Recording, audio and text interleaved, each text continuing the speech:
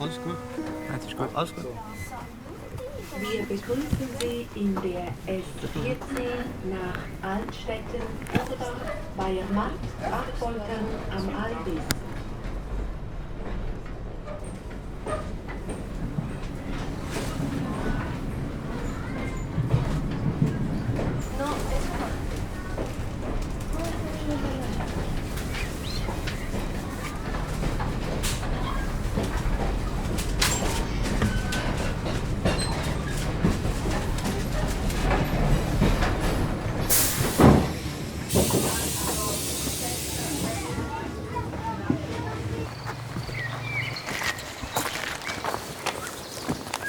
Kann man auch gut? Ja.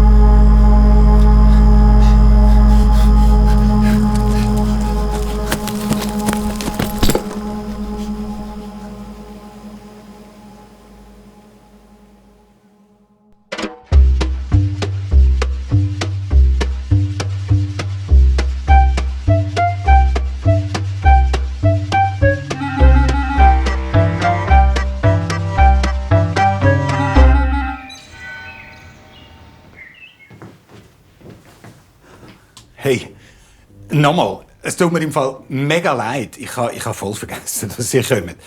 Ja, ich habe mein Licht ausprobiert, ein bisschen Musik gemacht.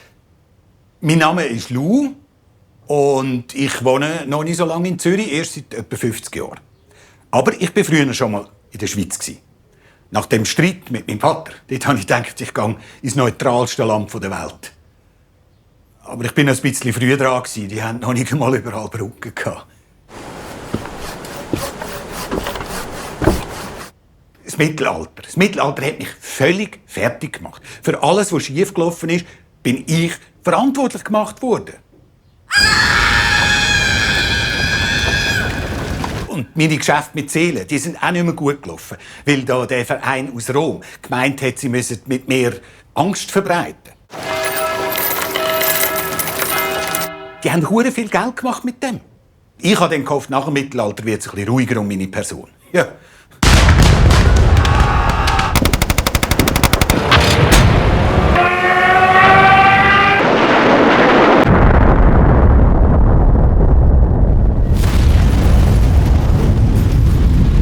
Ich kann das doch alles gar nicht wollen. Ja, und genau darum habe ich euch geholt. Ich wollte der Welt zeigen, dass ich ganz harmlos bin. Dass ich niemandem etwas mehr antun will. Und ja, es deutet ja auch fast nichts mehr auf meine Vergangenheit hin. Ich bin ganz ein normaler Mensch.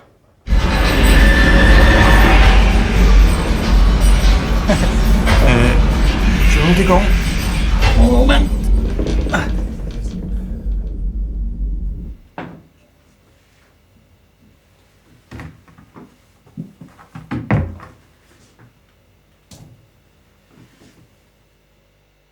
Es ist eben nicht immer so einfach ohne Kräfte. Ich habe mich auch nach 50 Jahren noch nicht daran gewöhnt.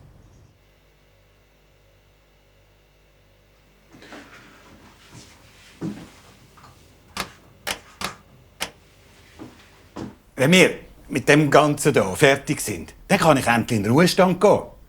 Die Menschen wissen dann, wer und was der Teufel wirklich ist, und ich habe auch meinen Frieden.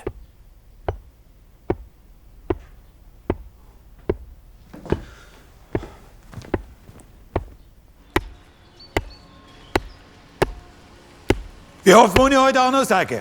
Es nützt nichts, das Kreuz in meinem Garten aufzustellen. Ich sehe im Fall aus wie Rassisten, nicht wie Dämonenjäger.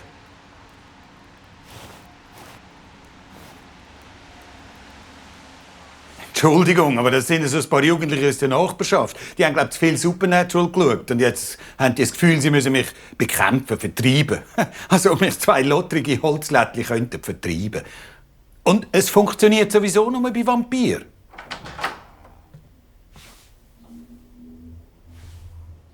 Mara?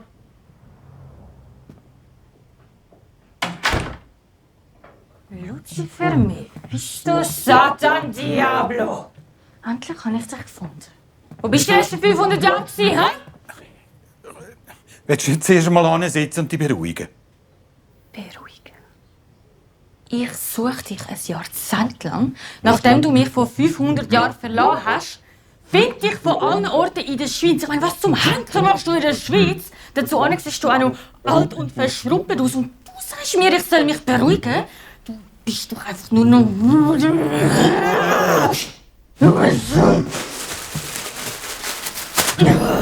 Mara, wem sein Herz ist das? Tu das weg! Tu das weg! Mein Name ist Mara und ich bin zuständig für Qualen und Schmerzen in der Verdammnis. Das heisst, die letzten 2000 Jahre habe ich meinen Traum leben, bis der Lou sich aus dem Staub gemacht hat.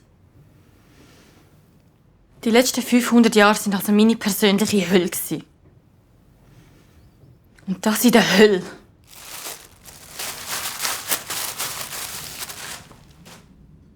Entschuldigung, Lou. Eigentlich wäre es für dich gewesen. Ich weiss ja, wie gern du rohe Herzen hast. Ich habe doch in meinem Leben noch nie ein Herz gegessen. Aber magst du dich nicht mehr an Marignano erinnern? Ich muss jetzt schnell in die Küche, ich komme gerade wieder. Ach ja, das Jahr 1515.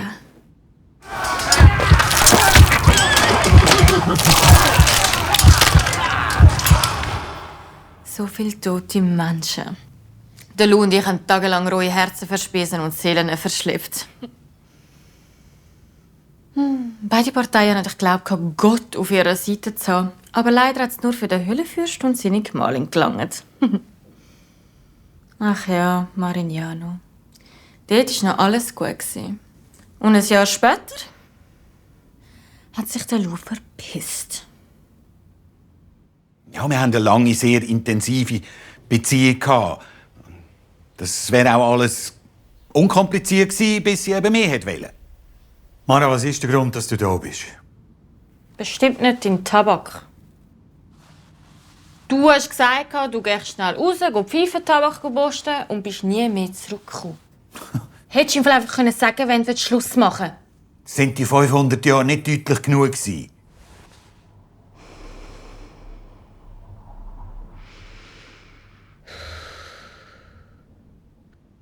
Konstantinopel, magst du dich noch erinnern? Das ist dort, was der gute Rotwein gegeben hat. Du weißt es echt nicht. Unser Blutpakt. Auf dem Dach vom 13. Turm von der Theodosianischen Mauer. Der verdammte Pakt. Das habe ich doch völlig vergessen. Du musst mir halt noch mal sagen, was wir abgemacht haben. Du bist immer noch genau gleich wie vor 500 Jahren. Desinteressiert und vergesslich. Früher hast du wenigstens noch gut ausgesehen, aber jetzt bist du einfach nur noch... Hier muss ich schon mal Nein.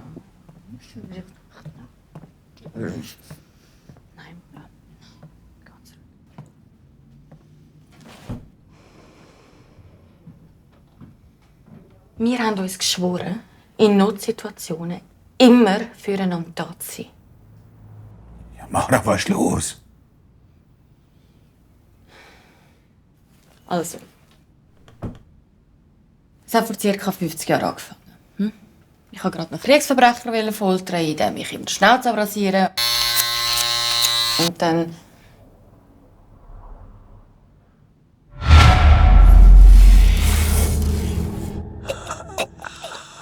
Wer ist das? Mara, lass mein Kamerateam in Ruhe. Denen kannst du vertrauen. Was macht die überhaupt da? Das verstehst du nicht. Aber du musst dir keine Sorgen machen, die haben alle einen Vertrag unterschrieben. Ein Vertrag mit dir? Ja, dann kann ja nicht mehr schief gehen. Hey, alles in Ordnung? Mara, kannst du bitte geschwind die Türen auftun? Bin ich jetzt dein Diener? Geht's gut? Also komm, langsam. So. Alles wieder gut?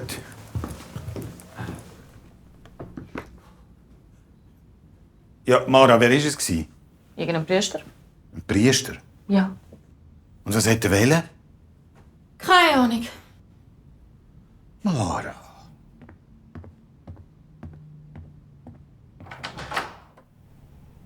Guten Tag, Herr Luzifer.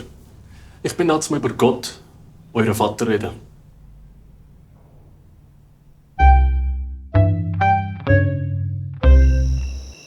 Verstehe ich Sie richtig? Alle himmlischen Wesen verlieren langsam ihre Kräfte. Und um das rückgängig zu machen, braucht ihr meine Hilfe. Korrekt. Aber sagen mir doch, Konstantin, ich bin schließlich nur ein Gesandter Gottes und nicht Gott selbst. Und warum ist Gott selbst nicht da, wenn es so ernst ist? Gott kann nicht überall gleichzeitig sein. Für das hat er seine Priester und Gesandte. Ist das in dem Fall auch der Grund, wieso Gott nicht all die Gräueltaten sieht, die seine Priester und Gesandten begehen? Er hat keine Zeit. Mara, du kannst dich den Konstantin jetzt nicht für all das verantwortlich machen. Nein, aber vielleicht sollten so Leute wie der Konstantin sich selber mal hinterfragen, wenn das sie glauben und blindlings folgen. Ich meine, ja, ich habe die letzten 500 Jahre in der Hölle gewohnt. Aber wenn ich eins mitbekommen habe, dann, dass die Menschen auf dieser Erde leiden. Ja, aber das müssen wir jetzt nicht hier diskutieren. Wir kommen sowieso zu keiner Lösung. Du, der Himmel, ihr seid genau gleich. Kaum gibt es Probleme, ablenken oder davonlaufen. Aber meine liebe Mara, wir können doch über alles reden. Was haben wir denn so Schlimmes verbrochen? Weißt du, wie viele Menschen sind im Namen von deinem Chef in den Krieg gezogen? Und ich weiss nicht, was ihr in den letzten 500 Jahren mit euren Ministranten angestellt habt. Aber verdammt viele von denen hocken bei mir und in der Hölle wegen Selbstmord und wollen nicht darüber reden. So macht Folter keinen Spass mehr. Können wir uns jetzt wieder beruhigen? Nein, können wir nicht. Nein. Was soll das? Mara, Was? wie lange lebt er noch? Zu lang. Es war nur ein kleiner Vergessenszauber und ich habe gesagt, er soll wieder heimgehen.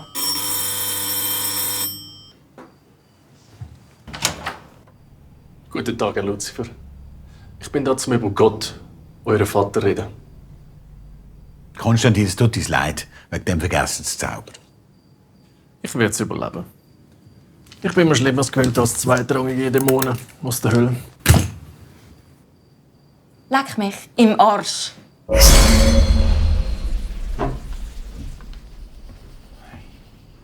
Mara, nicht schon wieder. So kommen wir doch nicht vorwärts. Er hat es nicht anders verdient. Aber ich will doch herausfinden, was im Himmel los ist. Ah, was im Himmel los ist, das interessiert dich. Ja. Also, nein. Findest du das lustig, den alle 2 Sekunden wieder zurückkommen zu lassen? Ich will das ja nicht mal. Und wieso kommt er dann immer wieder zurück? Weil du dich nur für dich und den Himmel interessierst. Willst du mir etwas sagen, dass nicht nur der Himmel ein Problem hat? Das habe ich dir vorher probiert zu erzählen. Es betrifft auch meine Kraft. Du, ich brauche echt deine Hilfe. Ja, grüezi, Konstantin. Komm rein, sitz an, dann können wir über Gott, meinen Vater, reden.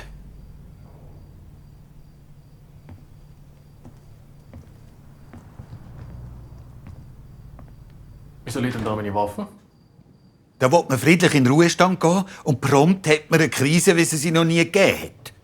Der Himmel und die Hölle haben irgendwo ein kleines Problem. Es ist, um es vielleicht ganz grob und einfach auszudrücken, es ist fast so, als hätte über den Strom ausgesteckt und alles fährt langsam runterfahren. Und wir müssen irgendwie schauen, wo das Problem ist.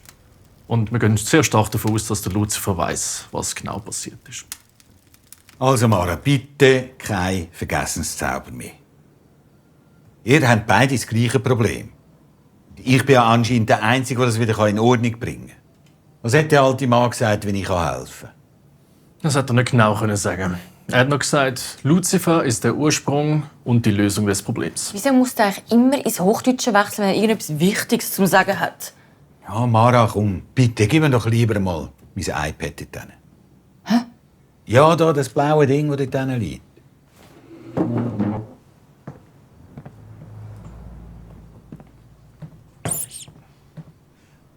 Mara, das ist ein Gummientli. Das iPad ist das flache blaue dort. Das? Ja, genau das. Danke schön. Ich muss kurz etwas suchen. Also du drückst jetzt auf irgendeinem leuchtenden Bilderrahmen umeinander. Und das soll uns helfen. Ja, ich probiere herauszufinden, wo ich mein Necronomicon gelassen habe. Was? Das Buch gibt's wirklich? Ich habe gemeint, das sei eine reine Erfindung von Lovecraft. Und was meinst du, woher der gewusst hat, dass es das Buch gibt? Aber den Inhalt hat er nie herausgefunden. Oder vielleicht doch? Ich weiß nicht. Wir haben an dem Abend beide ziemlich tief ins Glas geschaut. Ja, und inwiefern sollte uns das Buch helfen? Dort steht etwas drin, wie ihr eure Kräfte wieder zurückbekommt. Und ich habe es gefunden. Das Buch ist in meiner Waldhütte. Ja, schau mich nicht so an. Die Lösung für euer Problem ist in meiner Waldhütte. Also gehen wir jetzt dort hin.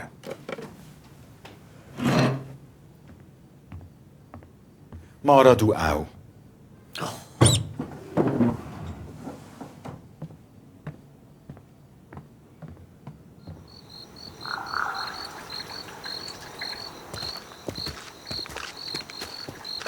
Aha. Ein bisschen abseits von der Zivilisation und der Lou ist ganz der Alt.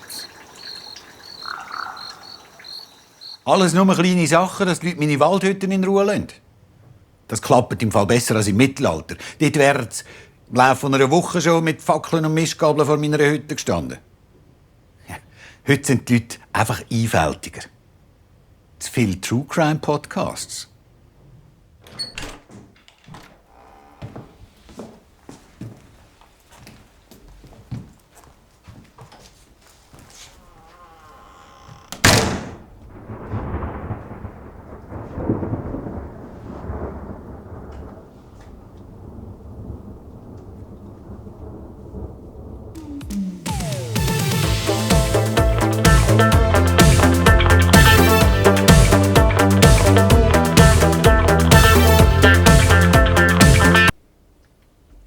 Weich bist du geworden, Lou. Richtig weich.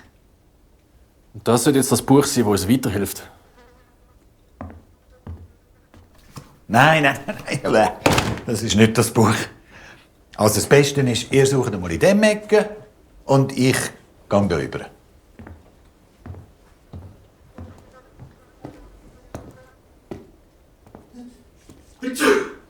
Gesundheit.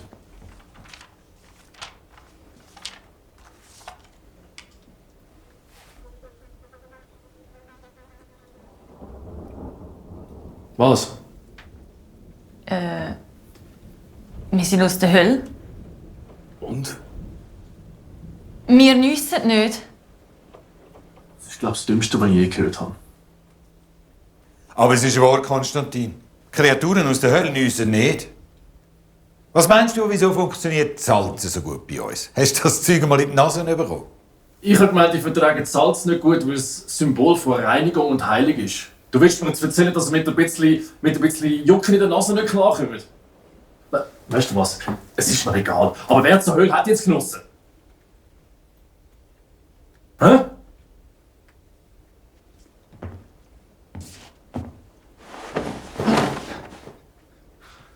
Ihr schon wieder?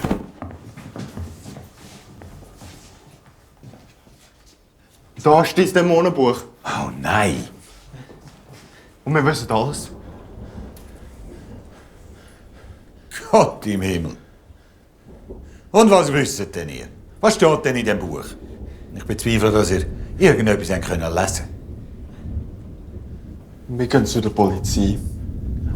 Und wir wissen, dass du ein Dämon bist. Und wir wissen einfach alles. Ja, meine Liebe. Und da liegt ihr komplett falsch. Ich bin kein Dämon. Ich bin der Luzifer, höchstpersönlich.